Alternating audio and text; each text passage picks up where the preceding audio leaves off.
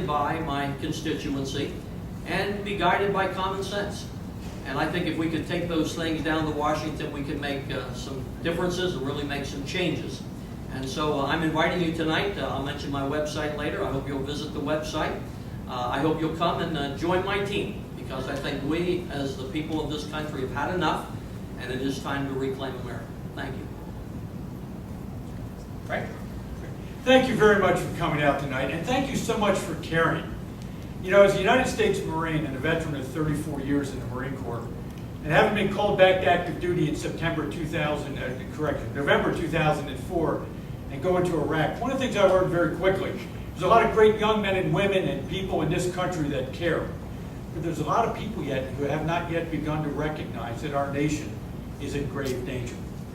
We've sent a lot of people down to Washington, D.C. over the couple of past 20, 30 years, and they've become career politicians. That's not what our founding fathers envisioned. Our founding fathers envisioned a nation that was made up of individuals that represented all walks of life, not just attorneys. They represented all the people, not just themselves. They represented those principles that made this country great: life, liberty, and the pursuit of happiness. Rights that have been given to us by our Creator. And they've been endowed upon us with those unalienable rights. When our Constitution was framed, it was envisioned that we would have a very limited federal government. It was a situation in which you have to take a look at why our nation has gotten into some of the difficulties that they have, because we've deviated from those principles. I believe very strongly that we need to limit government spending, stop the deficits. We need to emphasize the role of personal responsibility, and we need to stop government intrusion in our lives. We need to do this, ladies and gentlemen, at the state and local levels to reassert ourselves and not look to our federal government to answer questions for us that are within our realm to solve. I'm a retired Marine Colonel. I'm a certified public accountant. And I like to say, most importantly, I'm a volunteer. I'm a volunteer because I say this, is it's extremely important to me that I be my brother's keeper. I do believe that from the bottom of my heart. The difference is I want my faith to tell me that. I don't want my government to tell me that. When you looked at September 2008, you saw a situation in which General Motors was on the brink of collapse. Bank of America, Citigroup, Bear Stearns, Lehman Brothers, all were in various stages of collapse. Some of them went bankrupt. General Motors eventually went bankrupt. If you had said that General Motors was going to go bankrupt in 2004, someone would have laughed at you. And all I would have to tell you is, you get a chance to listen to us today, I encourage you to go to our website, www.frankryan.org. I ask you to look and take at some of the other issues we're going to talk about. Look at them in greater depth. We need you to get engaged.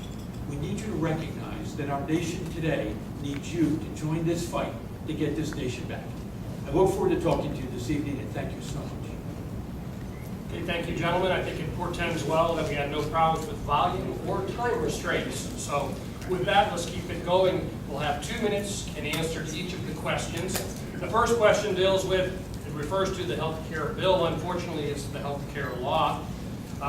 Would you support the repeal of health care bill, House Bill 3200? If the bill could not be repealed, what steps would you take to stop its encroachment on our liberty? We will follow the same order for the first question. Dave, go first.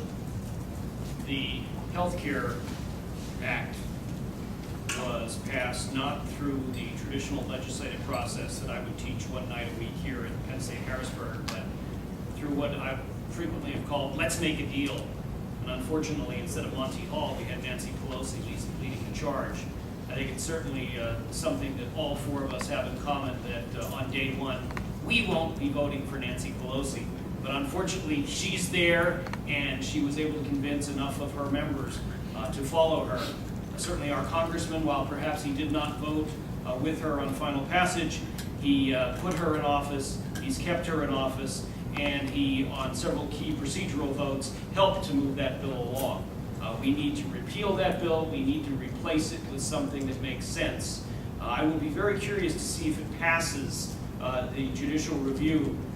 Certainly many states, here in Pennsylvania, as a member of the Senate, I've done the same thing to question its constitutionality. Many of our attorneys general have done the same thing. So perhaps with some degree of luck, it won't even be a law by the time that one of the four of us gets to Washington. But no, there was the opportunity to fix those things that needed to be fixed. I think Republicans, Democrats, Independents, a lot of people could see that our current healthcare system needs some help. But it did not need this multi-billion-dollar monstrosity that I'm afraid is going to take even the experts years to find out. I was at one of the small rural hospitals that serves the northern portion of my district, and I asked them, I said, what is the impact going to be on your facility? And they could honestly look me in the eye and say, we have no idea. And that was not the way to pass that bill. I wish that they would have spent the better part of that year talking about how to fix the economy, how to hold on to jobs in places like Dauphin County, rather than just waste all of the time that they did on the health care bill. It is in serious need of repeal and replacement. Dave, Josh? Yeah, I would definitely vote or work very, very hard to pull this thing apart piece by piece or in its entirety. There's no question that this bill, this law, has almost nothing to do with health care. It has everything to do with putting government in charge of the American people and making government our master. And that's why we're all running. We're at a philosophical crux that we probably haven't seen in this country for decades. We're really staring at a nation that could go down one path, and that's where the health care bill is. And I say this having studied the Soviet Union. It's Marxism. There's nothing else you can call it. Or the traditional American path, which is based on entrepreneurialism, individual rights, individual opportunities. And this health care law, as David said, nobody knows what it means. Not even Nancy Pelosi, its prime author. What does that tell you? Since when did we pass laws and say, let's pass it first and we'll figure out what it means later? It's terrible law. It strikes at the core of everything. It's so dear, so important to our nation. And for that reason, I will do everything I can.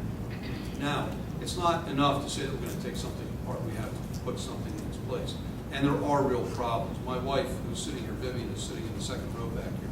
Married her for 17 years. Poor woman. Give her a hand if you would later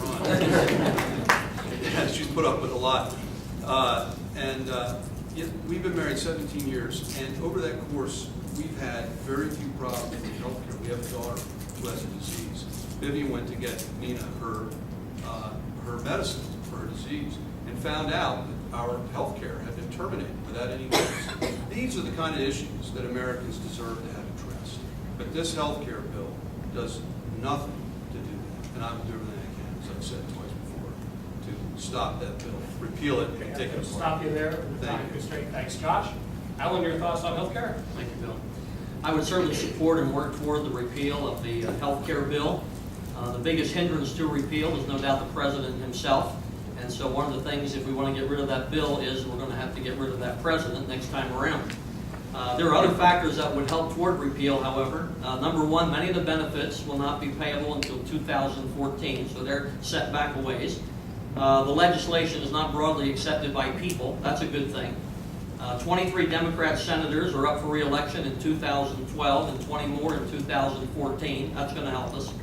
And contrary to popular perception, repeals have occurred in the past, including large portions of the New Deal and portions of the Great Society that Johnson introduced. Between now and the time of repeal,